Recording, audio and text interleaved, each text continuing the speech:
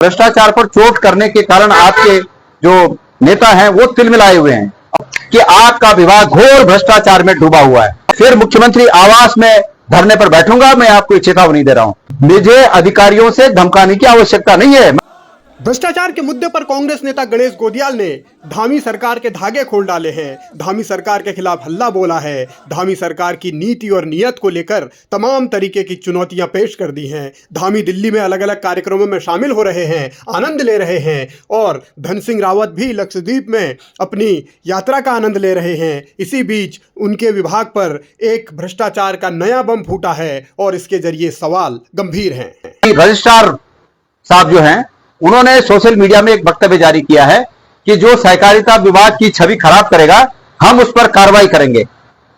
Registrar साहब गणेश गोदियाल, मैं गणेश गोदियाल अपनी पहचान बताकर खुलेआम सोशल मीडिया में इस बात को कह रहा हूं कि आपका विभाग घोर भ्रष्टाचार में डूबा हुआ है। आप करिए मेरे पे कार्रवाई। क्या कार्रवाई आप कर सकते हैं करिए, मैं आपको प्रमाण दे दूं। मैं आपसे कुछ प्रश्न पूछना चाहता हूं।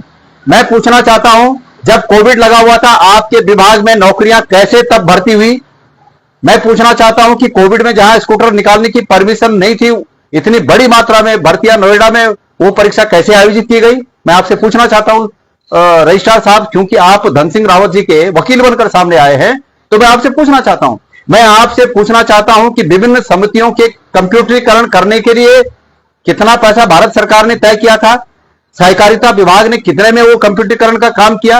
मैं पूछना चाहता हूं कि आपकी बैंकिंग प्रणाली में सुधार के लिए जो सिस्टम बनता है, जो सॉफ्टवेयर आता है, वो बड़ी नामी गिरामी उन कंपनियों से न लेकर जो जिनको कि पूरे भारतवर्ष के बैंक लेते हैं, जिनसे भारतवर्ष के बैंक सब लेते हैं, उनसे न लेकर एक ट्रस्टेड संस्थाओं से न लेकर छोटी मोटी हैदराबाद की किसी कंपनी से आपने लिया और उसके बाद आप ये बैंकिंग कारोबार पर उसका बड़ा विपरीत प्रभाव पड़ा।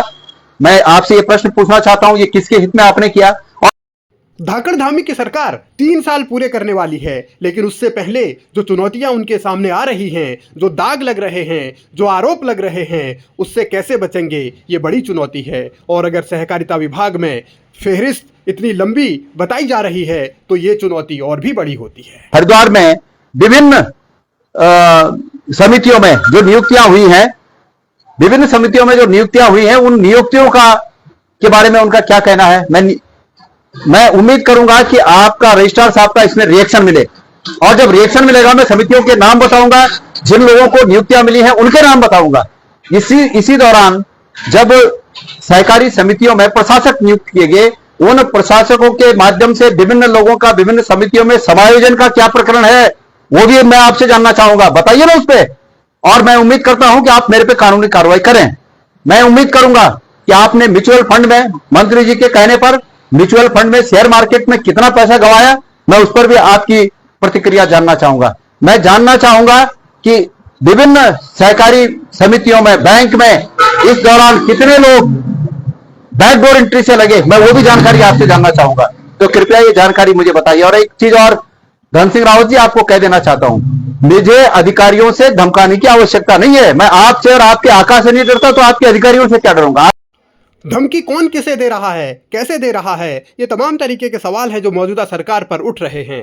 धाकड़ धामी की सरकार का एक विकेट पहले ही गिर चुका है, अब क्या दूसरा विकेट भी गिरने वाला है? मुख्यमंत्री धामी जी से मैं निवेदन करना चाहता हूं कि माननीय मुख्यमंत्री जी, मैंने 2 साल 1.5 साल हो गया, मैंने तब कहा था कि सहकारिता विभाग के विभिन्न मदों की मैं लिस्ट दे दूंगा, उनकी जांच होनी चाहिए, इन प्रकरणों की जांच होनी चाहिए, लेकिन आपने नहीं किया। और उसके बाद आपके मंत्री ने मुझे डराने के लिए एक फर्जी व्यक्ति से फर्जी एप्लीकेशन दिलाकर उसको एंटरटेन किया कि गणेश गोदियाल की जांच होनी चाहिए। आप मेरी भी जांच करिए, मुझे कोई चिंता नहीं है।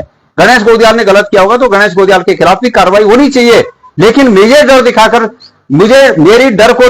मेरी डर को या मेरे हितों को सहकारिता मंत्री की ढाल बनाना, ये बिल्कुल उचित नहीं है। मैं आपको 10 दिन का समय दे रहा हूं। इस 10 दिन के समय के अंदर यदि आपने ये जांच नहीं की, विभिन्न जांचें आपने नहीं की जिनका मैंने जिक्र किया, आपको चाहिए होगा मैं लिखित रूप में भी आपको दूंगा, एफिडेविट के साथ दूंगा। आपने अगर ये जांचें नहीं की तो मैं फिर मुख्यमंत्री आवास में धरने पर बैठूंगा। मैं आपको चेतावनी दे रहा हूं।